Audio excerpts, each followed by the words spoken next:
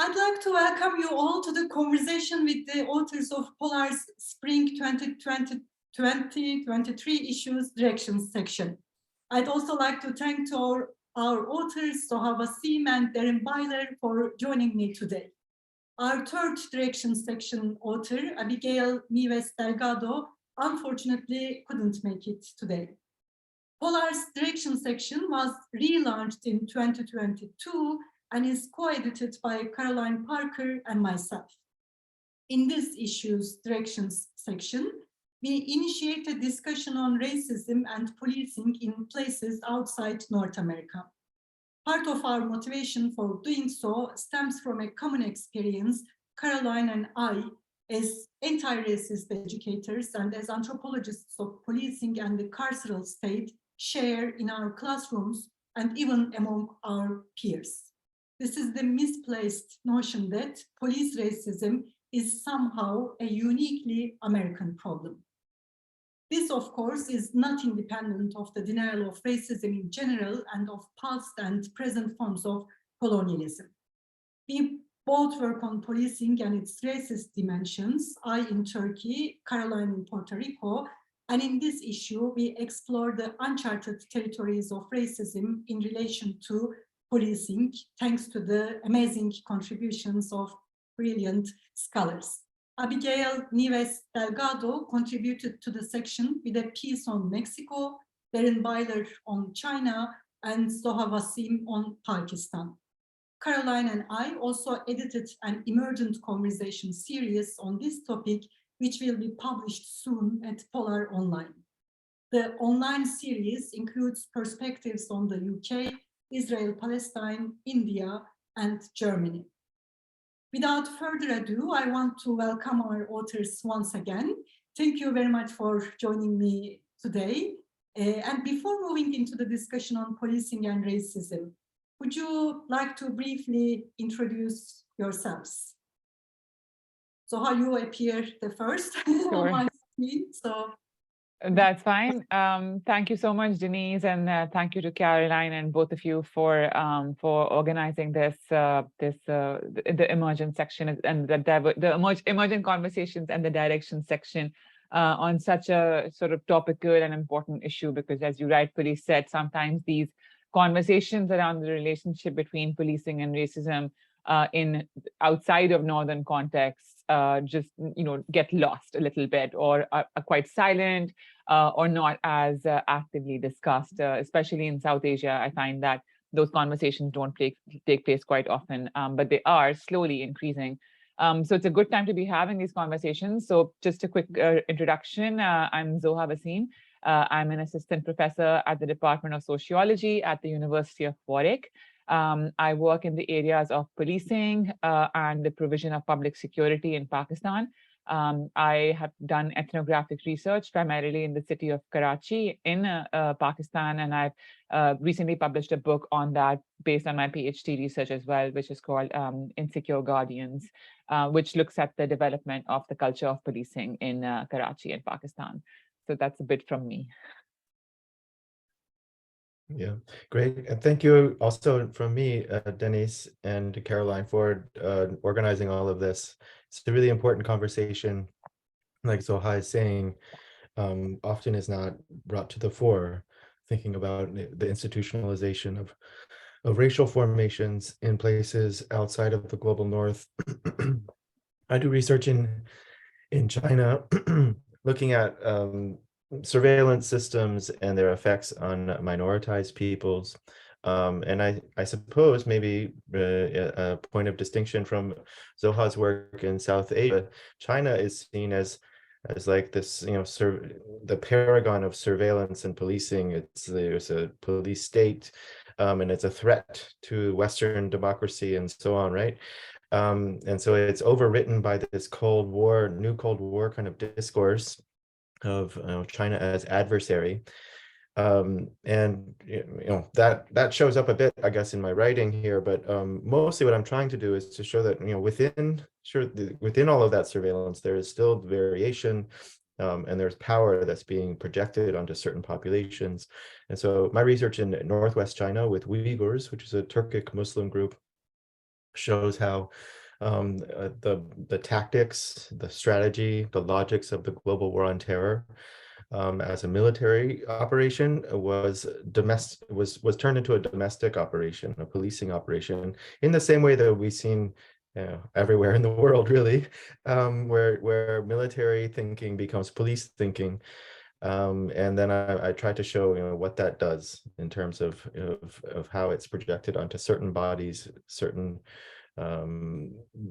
forms of gender policing, and producing really extreme forms of violence that are intimate and begin to tear apart communities. So that's a bit about me. Thanks so much. And you both have been very humble and didn't mention your excellent books. So both Darren and Zoha have excellent books, and Darren actually have 2 books on policing in China, and Zoha has a book on policing in Karachi, Pakistan. And in the book also you extensively deal with these issues. So Zoha, your article is titled Stateless and Vulnerable, Race, Policing and Citizenship in Pakistan. And you focus on the Bengali community in Pakistan, but you also mention other stateless communities and how they are racialized by the police forces. Could you elaborate on that a little bit?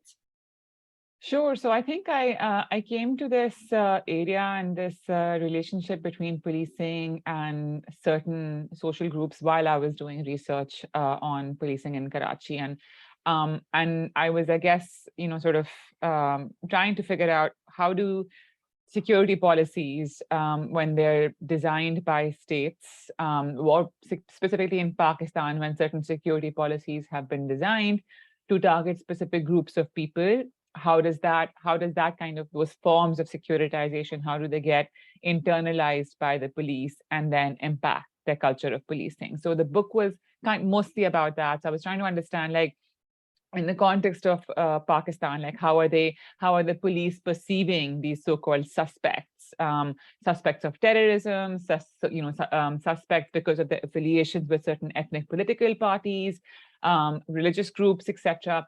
And I think, and there's been a lot of conversation around the way the Pakistani state and its law enforcement agencies have treated the Pashtun minority in Pakistan, and specifically Afghans who have migrated over the years from Afghanistan to Pakistan. There's been some conversation around that, around sort of the police treatment and harassment of Afghan migrants, because they sort of spread around in different cities of Pakistan, like Quetta, Peshawar, Karachi, etc. But Bengalis are specifically kind of, in and around Karachi, I would say, and they've been there for many decades. And they've been there before the Afghan war, before the war on terror. They've been there even before 1971 and the creation of an independent Bangladesh.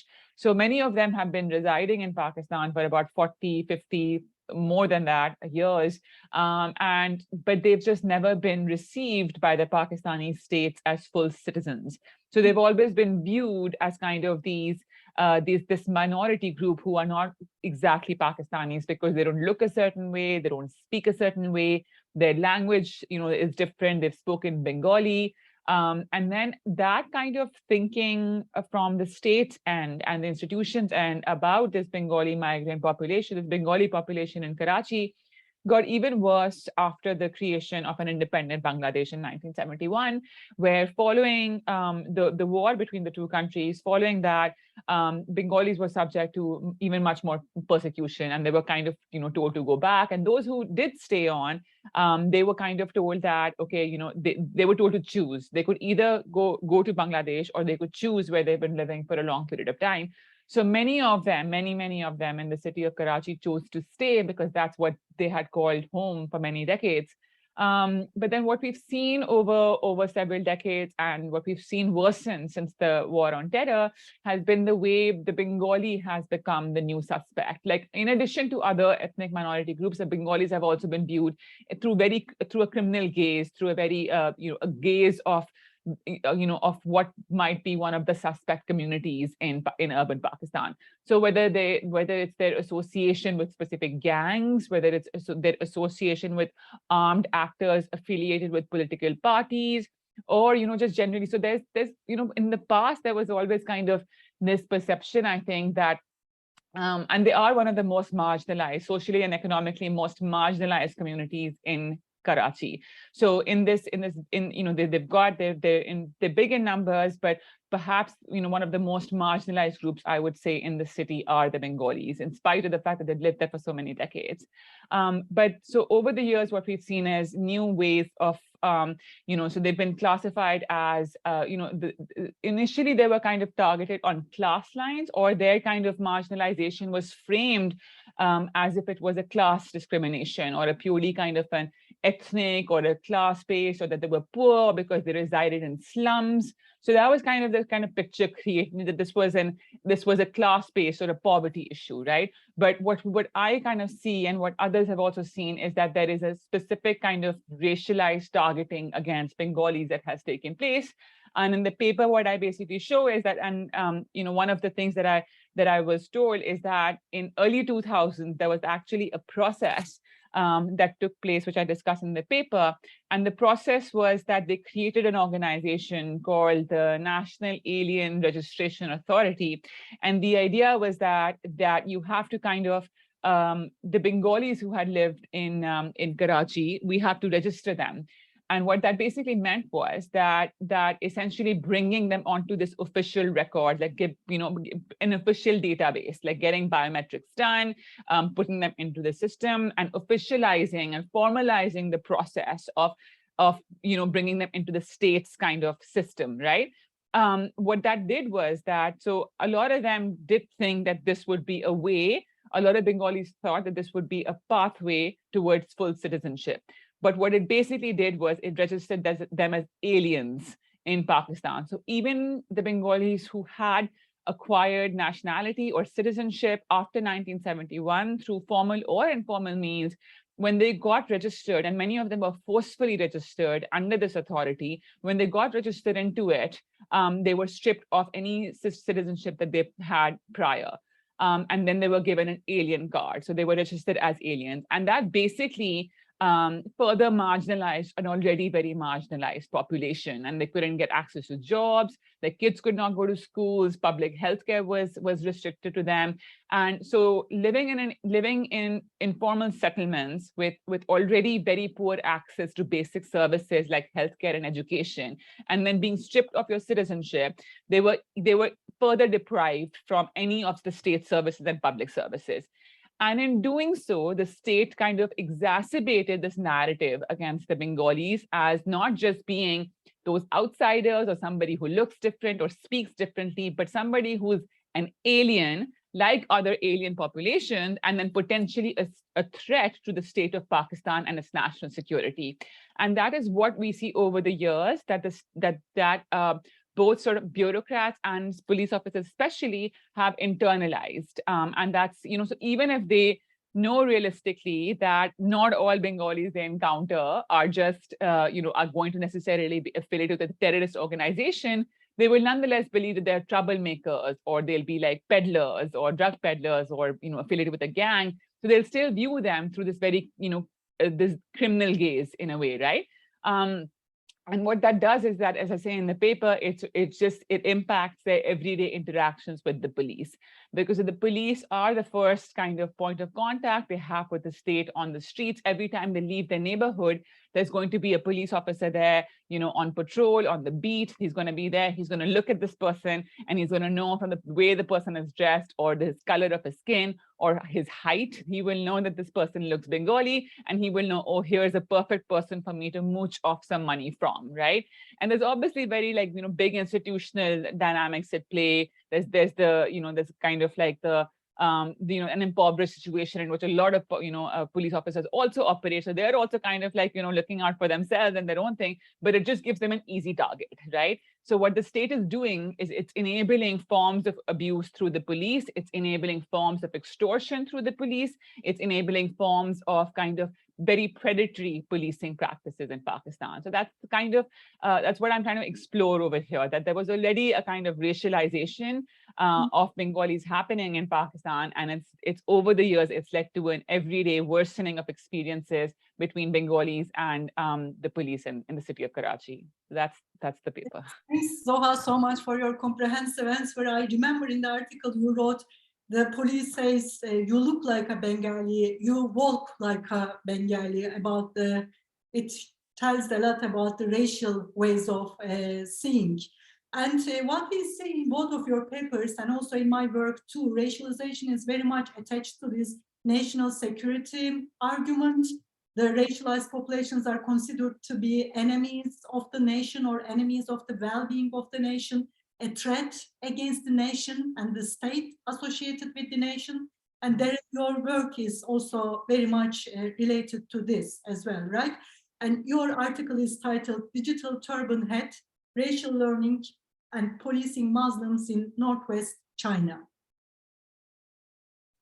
Yeah, that's right. It is also on a similar vein about thinking about how a category of people can be created. And it's so interesting to hear Zoha talk about the registration of these people and what that did, that it puts them on a list. And then that begins to proceed before them as they encounter all of the institutions, not only the police, but the schooling system, the medical system, and so on. In the Chinese case, there's been a history of labeling people as indiscrete ethnic groups. There's 56 groups in China. Han is the largest group. The Uyghurs are one of those groups. And so there's been, since the beginning of the Maoist project in 1949, sort of subordinated inclusion of the minorities within the state, which means that the state can sort of control, how and why people live their lives, what kind of ethnicity is permitted, what kind of ways of performing your culture are okay, and how they need to align with the majoritarian view of what a good minority should be. And so there's a whole discussion and discourse and history of playing sort of good Muslim, bad Muslim, with the Uyghurs typically being the bad Muslim, and the other Muslim groups like the Hui, which is a Chinese-speaking Muslim group, being portrayed as the good Muslims. Uyghurs are seen as inherently suspicious because they have a history of claiming their own land as their own, an ancestral homeland called East Turkestan, and also because they are racially different in terms of the phenotypes of people's faces and so on. It's hard for Uyghurs to pass as Han because they're Central Asian, they're Turkic. And the same for Tibetans. And so often Uyghurs and Tibetans and Mongols are framed as sort of the hard minorities, the most difficult ones to assimilate, the ones that are the most recalcitrant, the ones that speak their own language as their first language, and so on. But always they were still sort of friends. They were maybe wayward friends of the state and of the Han, and could, with re-education, be brought into the family. The War on Terror introduced a new kind of gradation of difference. And so they started to sort population not just based on ethnicity, but also in terms of their religious background. Does this person pray regularly? Do they have family members that pray? Have they traveled abroad, gone to Muslim majority states? Do they have affiliations with people in Turkey or Uzbekistan or Egypt? And so the threat of the foreign Muslim was raised as the specter that the Muslims are coming. There's a sort of a green scare of like Islam is going to take over all of China. And in so many cases where these new kinds of colonialisms and racializations are happening, that the Uyghurs were reproducing themselves too quickly. They were having too many children. And so, all of these kinds of racialized discussions of the Muslim other really rose to the fore. But then what I was trying to get at is that it was solidified in this categorization of different groups of people. that, this person is this kind of untrustworthy, this person is potentially untrustworthy. And you see it in the policing literature that they're learning very directly from counterinsurgency theory about full spectrum intelligence, mapping the entire population of people, and then operationalizing a preventative policing program that it looks a lot like a countering violent extremism program that you might see in Europe or North America. It's just at a much different scale. It's at the scale of the population. And so in my article, I'm talking about this development. I'm talking about how I had this encounter with a taxi driver who's looking out the window, and he's basically saying, look at our towel heads, look at our turban heads. He's speaking in Chinese to me. And then he says, it's during the Iraq occupation. And so he's saying, what is the US doing in Iraq? And he's then, moving on to say, like, you are not a turban head, because he recognizes that I'm a white American, but you have turban head problems just like me. And so there's this conflation of American imperialism with Chinese imperialism that is sort of internalized, and the Islamophobia that comes along with it. And so that's why I start the article, and then I try to unpack how this learning of anti-Muslim racism happened over time, and then how it was institutionalized, and then look at the digital uptake of it, how it becomes something that's automated to a certain degree by surveillance systems. So I think it mirrors so much of what Zoha is saying. It maybe is that there's a colonial aspect to what I'm looking at, rather than an immigrant population, or a population that's been there for many generations. But it's the similarities in terms of like how racialization happens. I see a lot of resonances there. Mm-hmm. I'm really sorry that Abigail also couldn't make it. Unfortunately, she had to cancel today. But she is talking about Mexico. It's seemingly entirely a different context, not an Asian context, but the similarities among your articles are like all the three articles are really amazing. And I really liked Abigail's concept, cryptoracial societies.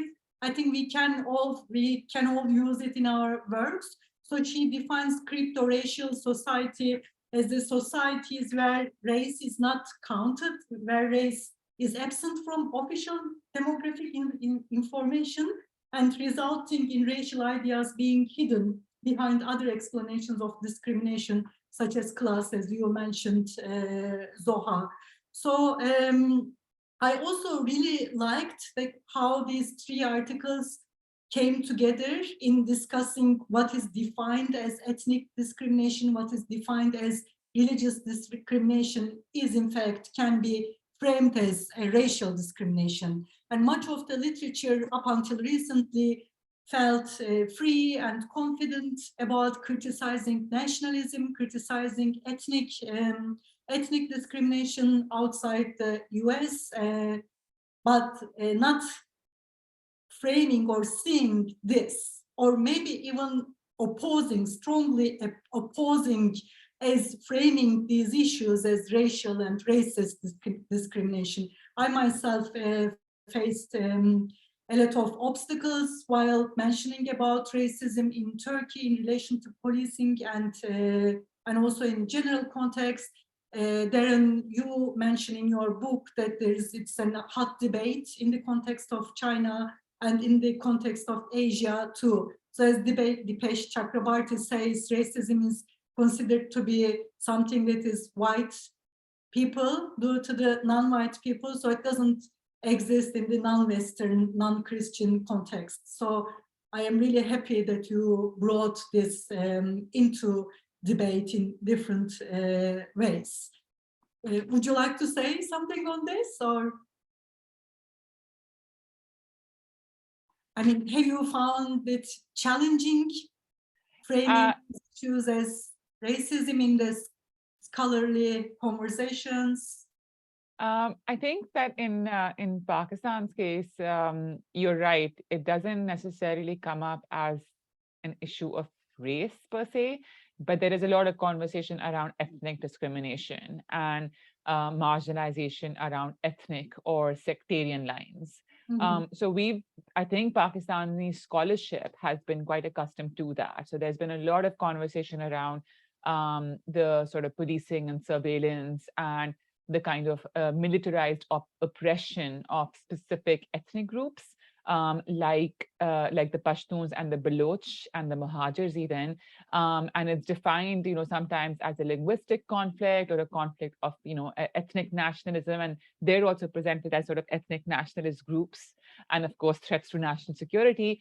But I think when you talk to the way state officials, how they present their views on these specific social groups and demographics and populations, you do see that there is an element of sort of racism at work, and it is connected to very much sometimes to how during colonial rule, some of these groups were presented. So the Bengalis, as I say in the paper, were presented as fish eating, almost like they were softer than the warrior race. The warrior race were the Punjabis or the Pashtuns. They were bigger, they were fighters, they had swords, they could fight battles. So that was the warrior race, right? But the others were more like just, either the intellectuals or they just had to work as like farmers or, fishermen, etc. So there were entire social groups who were designated and presented by the British at the time in specific ways based on their size, their color, and how they spoke, and their mannerisms, etc. So I think that has still, you'll see some of that still, carrying through. You'll still see the Punjabi being presented in a particular way and the Pashtun being presented in a particular way. So some of those narratives have lingered, and I don't see why. And I think that is now slowly changing in terms of the scholarship adapting more and more of some of this literature around race and racism. But it is new, I would say. Mhm. Yeah, I could add something to this too. So yes, it is, it is a challenge, and you need to, I think, be clear in why you want to use the term racialization or racism rather than something else. And I was influenced a lot by a mentor of mine, Sarita Amruti, who is looking at Indian tech workers in Germany and how in that context, her readers were telling her, no, it's just ethnic discrimination, it's not racialization. And then she was showing them that, no, it really is reading the body in certain ways. And it's about an institutionalized process. So, it's not only a sort of bias that is enacted in a sort of interpersonal conflict. It's something that's, legalized and enforced by the state through the police, but through all of the other institutions as well, as in terms of like where people can live, what kinds of jobs they can have. Their futures are determined by these kinds of systems. And so that's when I think ethnic difference or ethnic discrimination comes to be racialized. Another thing I've been thinking about in my work is work around racial capitalism or racialized capitalism. And most of the contexts we're working in are capitalist contexts. And so, if racialized capitalism is happening always within capitalist systems, it must be happening in our systems as well, in the sites that we're looking at. And so I think thinking in relation to a scholarship that's looking at economy and the sort of the logics of economy are important.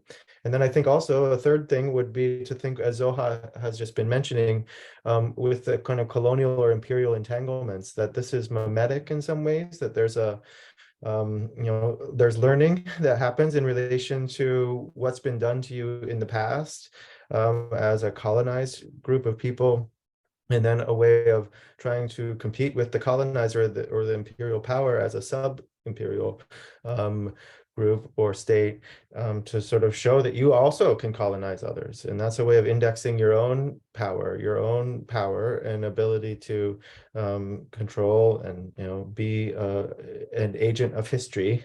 And so I think we see that happening as well. I think it's ideology, it's economy, and then it's institutions. Those things together are how we get at the racialized process.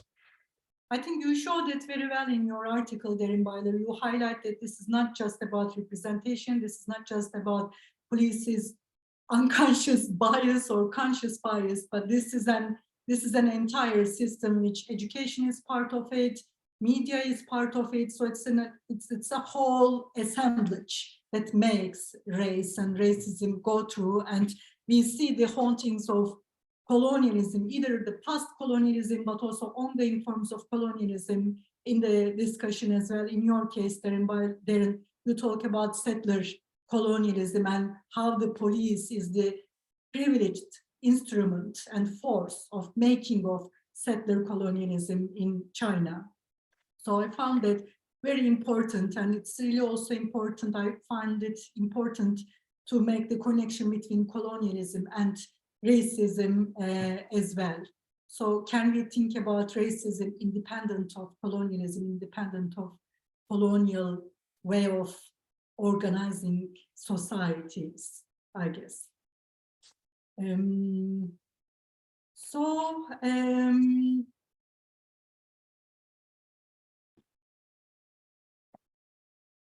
I was also gonna ask you about how do you see your work in relation to activist work? Because sometimes when it comes to issues related to police violence or issues related to racism, police racism, we see that activists are ahead of us.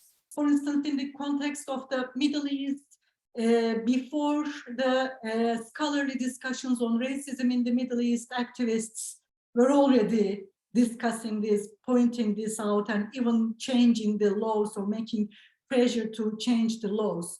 Have you encountered with or worked together with activists? Did any kind of activist work inspire your own thinking or framing things?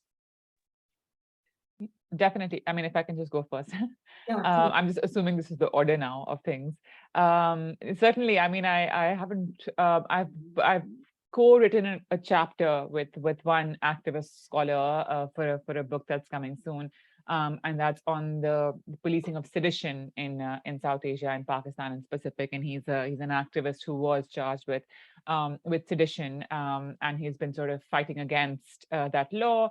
And in one particular city, they have been successful in striking it down, but it's still in place in other parts of the country. But nevertheless, I mean, so in the group that I look at in this in the paper, Bengalis, you don't see there's because of their sheer marginalization and their just the amount of vulnerability they face economically and socially, and the kind of environments they live in, they haven't been able to kind of mobilize themselves in a way that perhaps a social movement would or an activist group would. But other ethnic groups, you will see that. In the Baloch, you have seen that. You've seen a lot of resistance on their part. We've seen marches being taken out against state violence in their province, in Balochistan. And similarly, in the north, we saw from 2020 onwards, there has been an ongoing movement against the kind of oppression of the military and military violence in the north of the country. So we've been seeing that, and there's still ongoing protests that are happening there because of the return of militancy of religious militancy in that region. And that has those particular two social movements, one in Balochistan and one in the north of the country, they have been quite inspirational because of the way they have spoken about state violence, military violence, and also in some cases the violence of the police. So they're kind of clustered around the country. There isn't a single kind of mobilizing, and not a singular kind of movement that is there. But there's certainly space for it and an appetite for it, I think. It's just a matter of, it's also very interesting that at the moment, there's not a loud call for abolition either, or abolitionist perspectives either. They're very like, maybe in certain groups, in certain sort of, intimate gatherings, you'll hear that. But in those movements, I haven't actually found, a specific call for abolishing the police. There's certainly a call for doing away with the military, getting the military out of certain areas and sort of stopping state violence and all of that. But there isn't a call of abolition per se. So that's also something to think about, is that when we work with activists on the ground, we sort of observe these forms of activism in these other countries, southern contexts. Then there, what do calls for abolition look like? Are they even there? What would they translate as? So just some questions I've been grappling with these days. But yeah, certainly they've been very inspiring. Yeah, it's an interesting question about the role of activism and so on. In the Chinese case, inside China, there's so much control over any sort of formal resistance, any sort of even informal resistance, where if you publish something online or you organize groups to discuss what's happening in Northwest China, like those things can be they can be raided, you can be imprisoned immediately. So it's hard to see resistance in a more formal sense. But in my book, Terror Capitalism, I write about forms of anti-colonial friendship between Uyghur men, these migrants that I was spending time with, and how they provided a space for each other to protect each other with forms of kind of palliative care, ways of telling their own stories of trauma and ways of kind of keeping each other going, making each other get out of bed and go and eat food and try to find work, and just sort of run from the police together. And so that kind of sort of communal care is something I think that you see evidence in a lot of these spaces where policing is happening.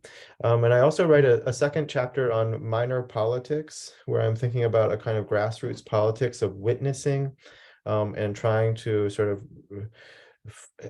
assist those that are colonized, those that are targeted by racialized policing, in navigating institutional forms of violence or structural violence. How do you get your paperwork? How do you find some forms of protection in spite of all of this oppressive control? And there I'm thinking about a kind of inter-ethnic forms of solidarity and what's possible. So there are these like really small scale forms of grassroots resistance that are happening. But I think most of the resistance is kind of within the communities themselves, the kinds of ways in which families find ways to reproduce themselves and build a future, the sort of archives that they can draw on of past oppression. And here I'm really thinking with your work, Deniz, I find it quite inspiring to look at how you're engaging Alevi communities and Kurdish communities in Istanbul who've been revolutionary for generations, and how that they have these sort of tactics that they can and strategies that they can draw on out of past trauma. And so it's something to really think with, is like, what does abolition really mean in practice? How can you imagine an outside or an otherwise to the police state, to the carceral system? And I think we can see that in our communities where we're doing this work. It's maybe at a different scale, but also there is more desperation in some cases, and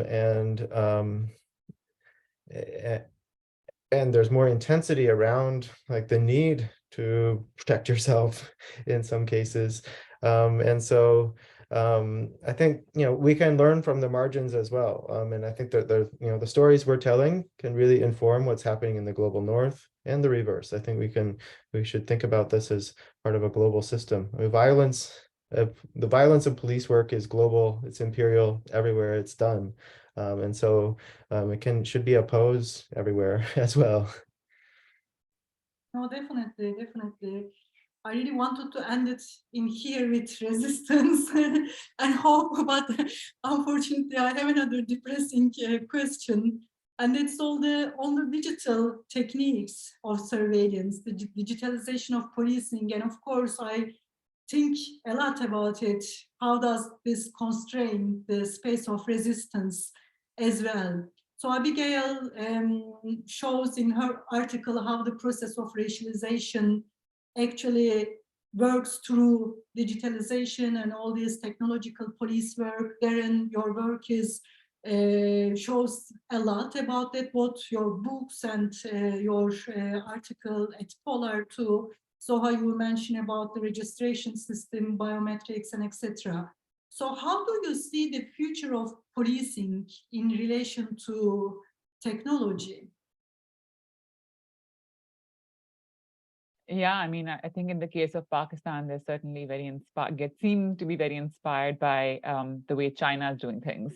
So there's quite a bit of interest in, there have been past attempts and recent attempts in acquiring certain kind of CCTV and surveillance technology for safe city projects to be used in Pakistan. And they have been under some, there have been scandals around them and certain news that have said that they had employed certain Chinese companies to give them these cameras, and then data was being leaked.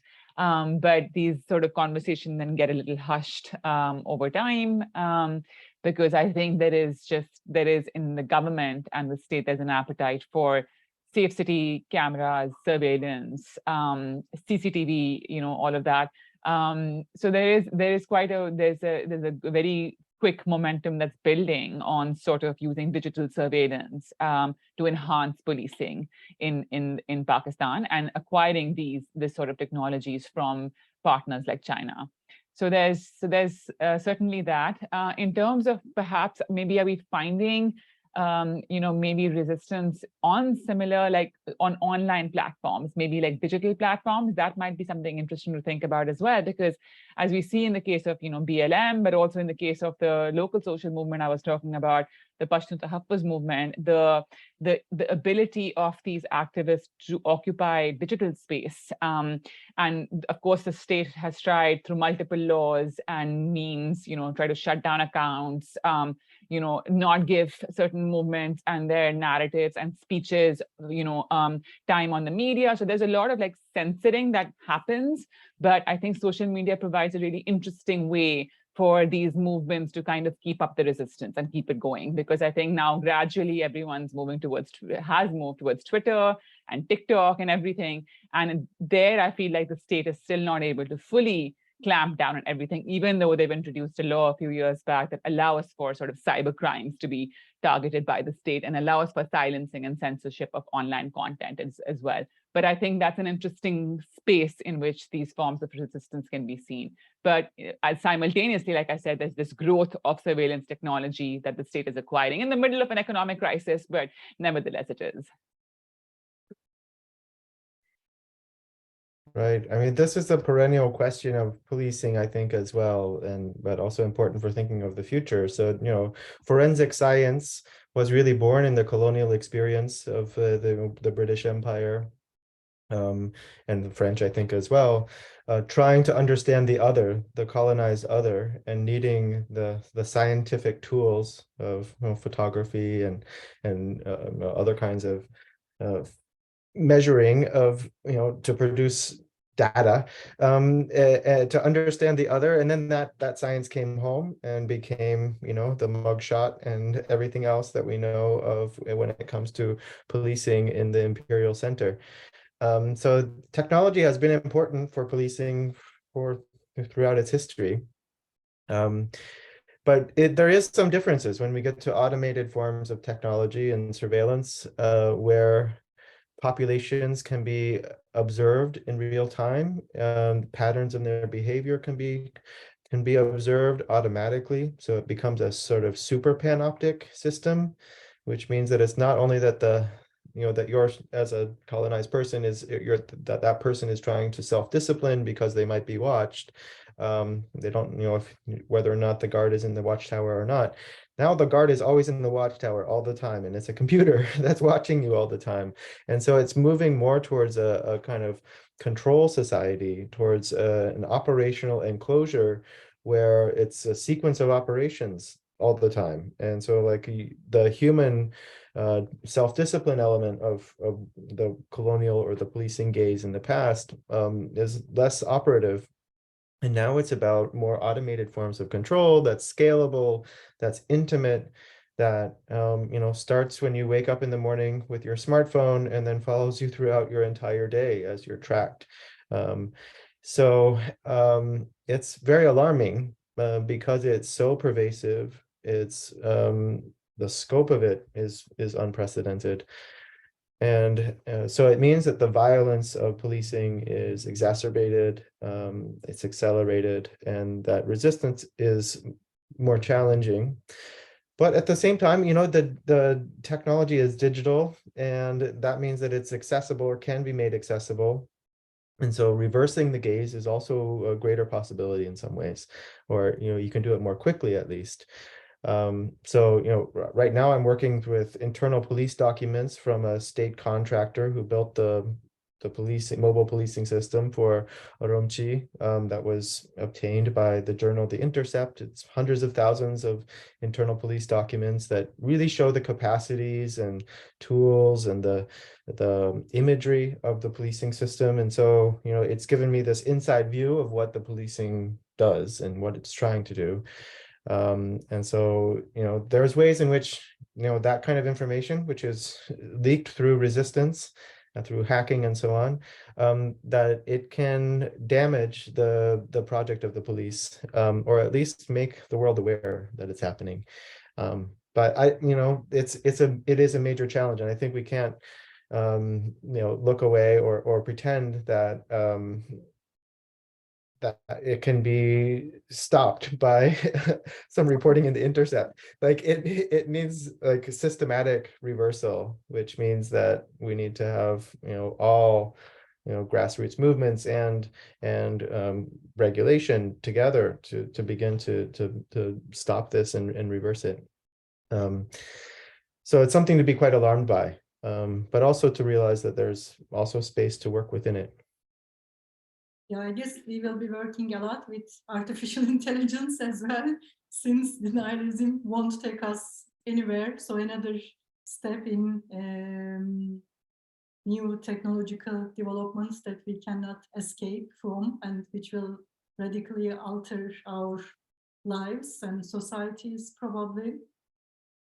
Thanks so much. Thank you so much for joining me today. Thank you so much for your amazing articles. I really love them, and they all talk to one another in a really, really productive and great way. So it's been, as an editor for me, you know, you never know if the articles will be corresponding to one another or not, but all three articles are really amazing, and you deal with similar issues from different angles but similar perspectives. So I hope the readers are gonna love them and learn a lot from them. I have no doubts about it. Thanks so much. Do you want to add anything else? No, thank you for the opportunity, Denise, and to Caroline as well. Thank you for bringing us together. I really enjoyed reading Darren's paper and Abigail's as well. So looking forward to having it up soon. Thank you for this. Yeah, I'll just say the same. Thank you, Deniz, and to Caroline too. These are important conversations. So I'm happy to meet you all and to think with each other. It's a real pleasure. Thank you. Thanks a lot. Thank you. Bye-bye. Bye.